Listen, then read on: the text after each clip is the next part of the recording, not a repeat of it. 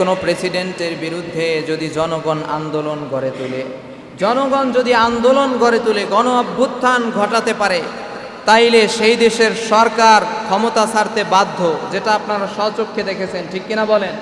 যদি কোনো দেশের প্রেসিডেন্টের বিরুদ্ধে গণ অভ্যুত্থান করা যায়, আন্দোলনের জোয়ার তোলা যায়, তাইলে সেই দেশের প্রেসিডেন্ট স্ব ইচ্ছায় অথবা অনিচ্ছায় যেভাবেই হোক সে ক্ষমতা ছাড়তে বাধ্য।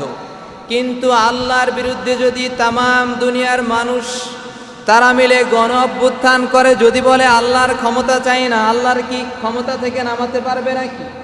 তামাম পৃথিবীর মানুষ যদি আন্দোলন গড়ে তুলে একসাথে গণ অভ্যুত্থান করে আল্লাহর ক্ষমতা আর চাই না, আল্লাহর কি ক্ষমতা থেকে নামানো যাবে নাকি?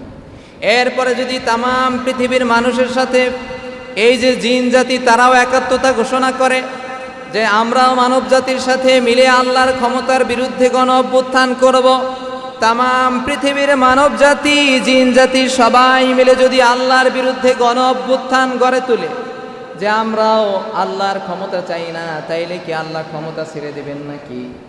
এরপরে যদি মানুষ জিন জাতির সাথে আসমানের যত ফেরেশতা আছে, জমিনে যত ফেরেশতা আছে, সবাই ঐক্যজোট করে যে আমরাও তোমাদের সাথে গণ অভ্যুত্থানে যোগ দিলাম, আমরা সবাই মিলে আল্লাহর বিরুদ্ধে গণ অভ্যুত্থান গড়ে তুলব, আল্লাহর ক্ষমতা আর চাই না, তাইলে কি আল্লাহ ক্ষমতা ছেড়ে দিবেন নাকি? আল্লাহ রাব্বুল আলামিন বলেন, সাবধান, ওয়া'লামু আন্নাকুম গায়রা মু'জিজিল্লাহ,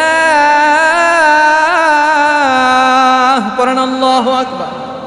আল্লাহ বলেন, ও পৃথিবীর তামাম মাখলুক ভালো করে জেনে রাখো, ওয়া'লামু আন্নাকুম গায়রা মু'জিজিল্লাহ, তোমরা যদি তামাম পৃথিবীর সব মাখলুক মিলে আল্লাহর বিরুদ্ধে গণ অভ্যুত্থান গড়ে তুলো, আল্লাহকে ক্ষমতা থেকে নামায় দিতে চাও, আল্লাহকে বিন্দু মাত্র বিন্দু পরিমাণ ক্ষমতা থেকে সরাতে পারবে না।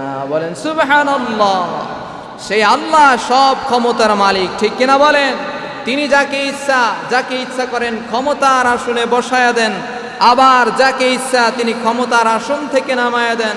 তামাম পৃথিবীর সব মানুষ মিলেও যত শক্তি থাক, সুপ্রিম পাওয়ার থাক, ক্ষমতা টিকাতে পারে না, ঠিক কিনা বলেন? যার বাস্তব প্রমাণ আপনারা দেখেছেন, সুপ্রিম পাওয়ার দিয়েও ক্ষমতা টিকানো যায় না।